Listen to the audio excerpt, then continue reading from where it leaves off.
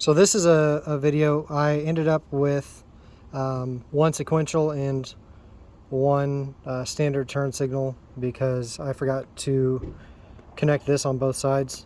This is your sequential turn signal. With this disconnected, it gives you a solid turn signal. With it connected, it's sequential. The other issue that I was having with specifically the version 2 that I didn't have with version 1 is that inside I would hyperflash while all of my lighting was flashing at the normal rate, but only on my turn signals.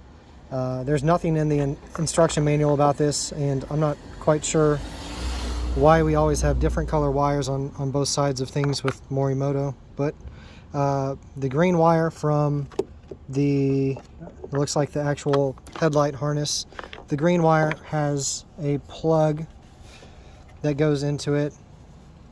Let's see if I can figure out where I put it. It's got a dummy plug that goes into it, so you'll first need to remove the dummy plug from that and then connect it to this orange what they call a data sense wire, and that goes into the vehicle harness. Once you connect this, it will remove.